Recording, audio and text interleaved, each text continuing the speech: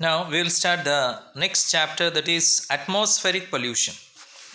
So the first question only it comes in our mind while starting the chapter: what is an atmosphere? What is an environment? Got it? And what do you understand by the term pollution? Where from we got the word pollution? Got it? So we are going to see in this particular chapter. Now, you can see on the screen, pollution can be defined as an undesirable change in the physical, chemical, or biological characteristics of our air, water, or land that may or will harmfully affect the life or create a potential health hazard and threaten the survival or activities of human or other living creatures. In short, I can say pollution is derived from the Latin word pollutes. Pollution is derived from the Latin word pollutes, which means made dirty. When the what you can say, this environment due to physical, chemical, or biological change, when the environment is adversely affected, all right, due to which the human beings or other organisms is also getting affected. All right, now it may be natural, this adverse effect, it may be natural or it may be man-made also. All right, so the pollution, the natural pollution is caused by, like you can say, the storms, sudden storms, we can say that, sudden flash flood, we call it as, then volcanic eruptions, the earthquake eruptions, we can say that. Got it. Now, the human, the which causes the pollution is nothing but the toxic and other harmful substances. All right, which is being added to the environment. Toxic and other harmful substances which is being added to the environment. Maybe it is being added to the water. Maybe it is added to the air. We can say that. Got it? Which is hazardous. They are called as pollutants. They are known as pollutants, and this phenomena is called as pollution. So hence I say pollution, it is defined as an undesirable change. We don't want this particular change. It's a change which is taking place in the physical, chemical, or biological characteristics. The change can be physical, it can be chemical, or it can be biological. We can say that. It is affecting the air, it is affecting the water, it is affecting the land. Alright? It is affecting the human beings, we can say that. Clear? It becomes a hazardous, it becomes a health hazard, we can say. It threatens the survival or the activities of the human or other living creatures on the earth's surface. That is known as pollution. That is called as a pollution, we can say that. So pollutant is substance which directly or indirectly damages us or the environment. In short, I can say that is, pollutant is a substance which directly or indirectly damages us or the environment. Got it? That is called as pollutants. Got it? You can see the next that is statement on the screen. A substance present in the environment in great proportion than its natural abundance and resulting in harmful or detrimental effect on the quality of the environment is called a pollution. That also can be regarded as a pollution, which is present in large quantities, which is very, very harmful to us. Now you can see in Delhi. Alright, in Delhi what is happening? The air is so poor. According to the AQI index, the air is so poor that it has become so hazardous for us to what you can say, breathe the air. Even the Supreme Court has also said this particular thing, and that is man-made. That is, the people, those who are burning, which is called as in Hindi parali. Alright, they are burning paralis. The neighboring states like Punjab, Haryana, Uttar Pradesh, they are burning paralis. Paralis are nothing but the, after the cutting the crops, the remaining thing which remains, that is in the soil, in the field, that is known as parali. Alright, so they have to burn this particular, the farmers also, they don't have any option, they have to burn this particular paralis. They have to burn it, otherwise how they will grow the next crop, how they will plant the next crop. They have to clear the field. Now of course we have developed a mechanism, that is the people have, the IIT scientists, they have developed a mechanism how to destroy this paralis in the field only, so that it can be converted into a useful fertilizer. They have developed a mechanism. Alright, hopefully in the coming years we are going to use these particular mechanisms. Got it? And we will that is destroy this paralysis in the field itself. We will not burn those particular paralysis, and due to which the environmental pollution in Delhi which is happening, alright, so that can be prevented. That can be prevented, we can say that. So just an example I gave you that how hazardous this environmental pollution can be. So a substance which does not occur in nature but is introduced in the atmosphere by human activity is called as contaminant. Alright, the substance is not occurring. This substance contaminant and do not occur in the nature. Like suppose, as I said you, these gases. By burning paralysis, the gases which are coming, which is very hazardous. Alright, which is very toxic, which is very heavy. We can't breathe that particular air. So it is being added to the environment. So they are known as what? Contaminant. In this way, by burning of the fossil fuels, that is burning of the petrol, diesel and all those things, we are also adding the very hazardous substance into the air. Like lead we are adding into the air, the metal lead. Sulfur we are adding into the air, the sulfur dioxide, nitrogen dioxide, carbon monoxide. These gases we are adding into the air. Alright, it is called as contaminant. We can say that. So in this way, you came to know what is a pollution. What do you understand with the term pollution? What are pollutants? Alright, you came to know. Now, next is, before going to the classification of the various pollutants, we will come to that's environment. The sum total of the physical and biological factors that greatly influence the survival, growth, development and reproduction of organisms is called environment. Alright, the physical and the biological factors that directly influence the survival, the growth and the development and reproduction of organisms is called environment. We can say that. And the environment is made up of air, water and land technically, which is known as atmosphere, hydrosphere and lithosphere. We can say that. Alright, and which together constitutes the biosphere. Now all these things you have studied in geography somewhere, you might have studied. Alright, so in this way, coming to the classification of the pollutants, we can say that pollutants can be classified, just I was saying you, it can be classified on the basis of origin. Pollutants can be classified, alright, on the basis of that is chemical composition, on the basis of that is state aggregation. Alright, pollutants can be classified. Now, the natural source of pollutants, as I said you earlier also, that it is volcanic eruptions, it is forest fires, dust storms, decaying vegetation. They are the natural source of air pollutants. Air pollutants. Again, I repeat, the natural source of air pollutants is volcanoes, the forest fires, which releases carbon monoxide gas, then dust storms, alright, which releases the dust in the air, the sand and the dust, we can say that. Then decaying vegetation, alright, the microbial action on the organic matter in soil, which releases the oxides of nitrogen, we can say that. So these are the natural source of air pollutants.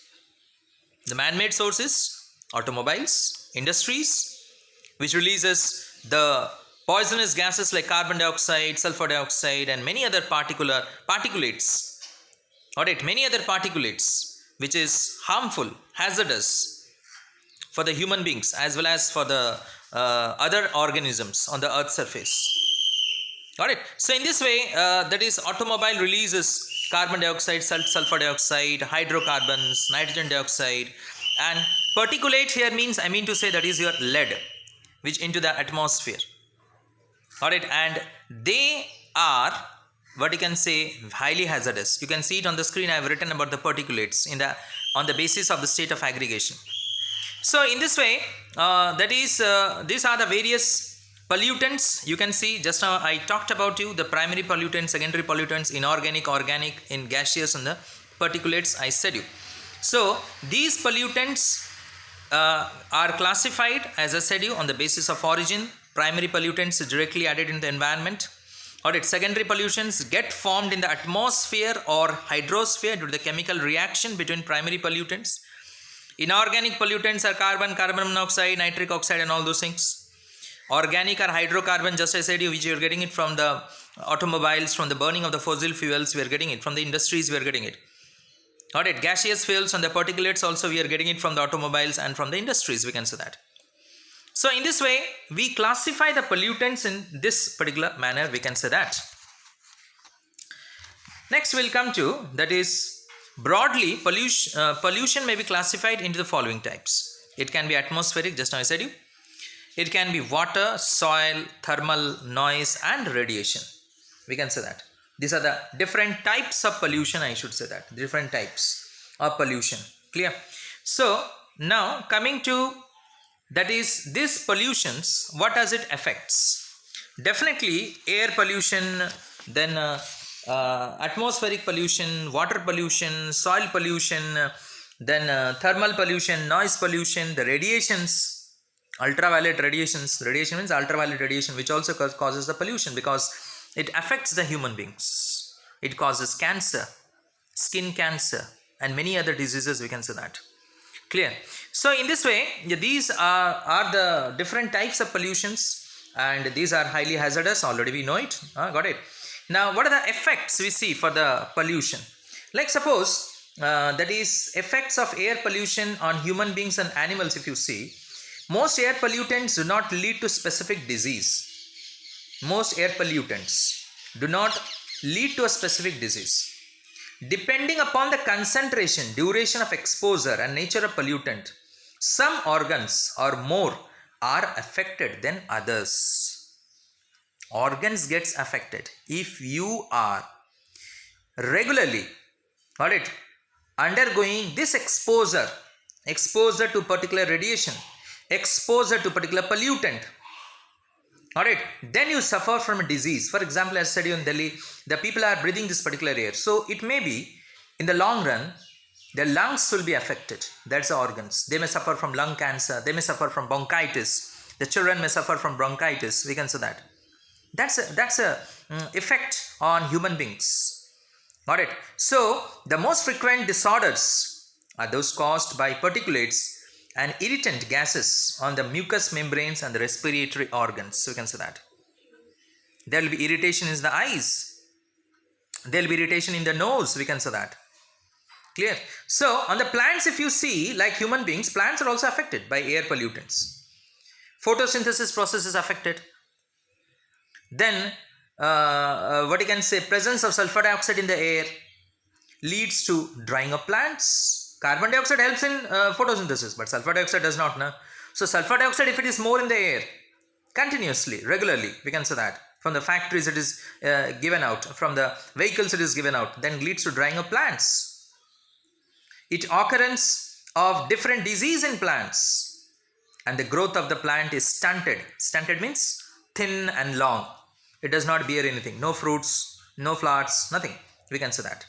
So this is the effect on plants. So already I have discussed with you that carbon monoxide, when incomplete combustion takes place, carbon monoxide is being produced in the automobile engines, we can say that, which its defective furnaces, carbon monoxide is produced. From the burning of tobacco, from the smoking of tobacco, carbon monoxide is produced. From the volcanic eruptions, carbon monoxide is produced, and it is highly hazardous for the human beings because it reduces the oxygen carrying capacity of the blood. Because carbon monoxide is more stable in blood than oxygen. It is believed that carbon monoxide is 800 times more stable in blood than oxygen. If it will be stable, then what will happen? Carbon monoxide does not support what you can say this breathing. It forms a stable substance, carboxyhemoglobin. Got it? And it does not decompose. Generally oxygen, what happens? The cells picks up the oxygen.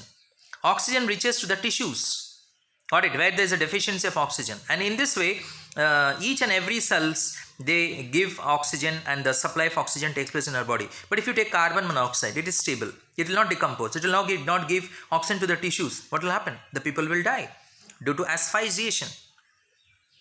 Got it? Asphyxiation. Asphyxiation means jisko in Hindi we call it as dam ghut ke marna. Got it? The people will die due to suffocation, due to asphyxiation, we can say that. Now oxides of nitrogen we are getting it from the lightning discharge from the combustion of fossil fuels in automobiles and power plants. Got it? Chemical industry like sulfuric acid and nitric acid. Now the effects on human is that breathing disease is caused, irritation I've said you is being caused. In plants, decrease in photosynthesis is taking place. Got it? Breakdown of the plant tissues, decreased yield of the food crops it's taking place. Fluorides in the causes fluorides. If the pollutant is a fluoride, you can see in the screen it is written there. We are getting it fluorides from the glass fiber manufacture, from the glass factory, from the aluminum industry, from the fertilizer industry, and it also causes irritation in the eyes, nose, throat, and loss in weight. We can show that. Fluorosis of bones is taking place. Mottling of teeth is taking place. When teeth becomes very weak, we can say that. Clear. It falls off and the blood oozes out from the teeth. We can say that. Respiratory diseases. Then in the plants, the yellowing and the drying of the leaves and the withering of the leaves, it's taking place. Lead is very dangerous. Lead. We are getting lead from the lead smelter, burning of coal and oil, from the automobile emissions, from the mining, from the plumbing, we are getting the lead. It affects the liver and the kidney, which is the main organ in our body. We can say that. It leads to mental retardation in children. Alright, abnormality in fertility and pregnancy in women, we can say that. So, effects on plants, if you see, formation of photochemical smog, which has damaging effects. You know what is smog? Smog is nothing but a combination of smoke and fog. That is called smog. Clear? Now, effects on weather of climate. How it affects the weather of climate, we can say that. So, increase in concentration of carbon dioxide in the atmosphere leads to increase in temperature, which is known as greenhouse effect or global warming. Alright, if the carbon dioxide is increasing, then it forms a blanket in the atmosphere, and it does not allow the hot air to rise up, so that the cool air will come down and hence will feel comfortable. Why? Because the carbon dioxide blanket, which is known as greenhouse effect or the global warming, takes place, due to which always a warm condition prevails. Now also you can see that the warm condition is prevailing. Alright, so in this way that particular is known as due to greenhouse gases. The climate change is taking place, but still then the temperature change does not take place according to the climate. So the increase in air pollution affects the wind cycle or monsoon, resulting in unseasonal rains. Nowadays you can experience the unseasonal rains. We don't have so much of the monsoon rains. Sometimes we are having cyclones, hurricanes, and all these things we are having. Alright, the heavy rains, or in certain areas of our country you will see there is heavy rains, it is flooded. In certain areas it is drought, no rain is there. That is nothing but due to the air pollution. It is being taking place. Alright, now in highly polluted regions, acid rain occurs, which is harmful for plants. That is another phenomena, another factor, we can say that, acid rain. Alright, so which is harmful for the plants, which pollutes the drinking water and leads to decrease in the fertility of the soil. We can say that, the acid rain, it's highly dangerous, we can say that. Now the question is, how can we control this air pollution? Confining the pollutant at source. This can be achieved by modifying the process in such a way that the concentration of the pollutants is below the permissible levels. Alright, at the source itself, at the industries itself, we will confine it, so that we will not allow it to go to the atmosphere, we will not allow it to go to the soil, we will not allow it to go to the water, so that it will contaminate the soil, it will contaminate the water, it will contaminate the air. We will not allow that. At the source itself, at the industries itself. Alright, like suppose the air which is coming out from the factories, the air which is coming out from the automobiles, will put filters. These filters will not allow the hazardous substances to go into the air, so that the air or the water or the soil gets poisonous, gets polluted, we can say that. The dilution of the pollutants are diluted to permissible levels before they can reach the receptor. That's what I was talking to you. We should do something. We should dilute it. Alright, like what we do is that instead of releasing the smoke from the factories directly, we allow the smoke to precipitate, because basically the smoke contains heavy particles which are known as fly ash. So we have developed a mechanism. By this mechanism we precipitate the fly ash, and this fly ash is taken to industries where it is being converted into cement and bricks. We are making it. Nowadays you can see that's a black color, the grey color bricks is coming instead of the red bricks. Alright, the black color, the red color bricks is nothing but it is made up of fly ash, we can say that, which we are getting it as a byproduct from the industries, we can say that. So this can be used in this particular manner, we can say that. Now any precipitation, rain, snow or dew which is more acidic than normal is known as the acid rain. Alright, when acid rain is what? Any precipitation of rain, snow or dew which is more acidic. Generally water, the normal the pH value of water is, we know it is 7. So if the pH is less than that, alright, if it is less than 4.5 or it is less than 5.6, generally it is regarded that if the pH of the rain is less than 5.6, it is termed as acid rain. What is pH? pH is nothing but negative logarithm of hydrogen ion concentration. You'll be studying in higher classes about it. Negative logarithm minus log H plus ion concentration, that is known as pH, by which we measure the amount of hydrogen ion in the substance. If more is the hydrogen ion, if the concentration of hydrogen ion is more, it is said to be more acidic. So generally, the water which you are drinking it, the water which you are getting it from different sources, alright, that is said to be as neutral. You also know that water is neutral in nature. The pH is 7. If any water pH less than 7 means it is said to be acidic. So if the pH is less than 5.6, it is highly acidic. Nowadays, let me tell you, in certain areas of our country, we are getting the rain or the snow or the dew, and it is measured the pH is less than 4.5. So it is a case of concern nowadays. Alright, the acid rain, it's a case of concern. Imagine the pH 7 is neutral, but if the pH is less than 4.5, then how you can imagine how acidic the water it is. How acidic. Alright, so in this way, that is the pure water should be neutral. Alright, the freshly prepared water, it should be neutral. Like distilled water is neutral, whose pH is 7. But again I repeat, any there is water whose pH is less than 7 is considered to be acidic in nature. It's acidic.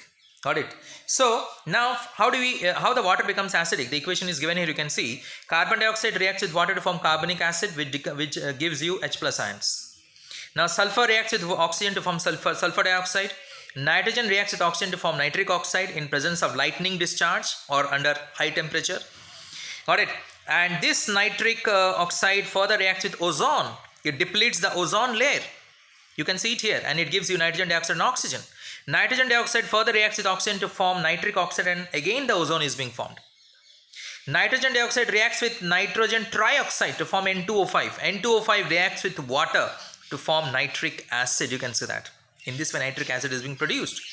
Similarly, sulfur dioxide reacts with nitrogen dioxide to form sulfur trioxide and nitric oxide. Sulfur trioxide reacts with water to form sulfuric acid. In this way, nitric acid and sulfuric acid dissolves in the rainwater or in the snow or in the dew, and it falls, which is highly acidic, and this is called as acid rain. In this way, this is known as acid rain. Thank you.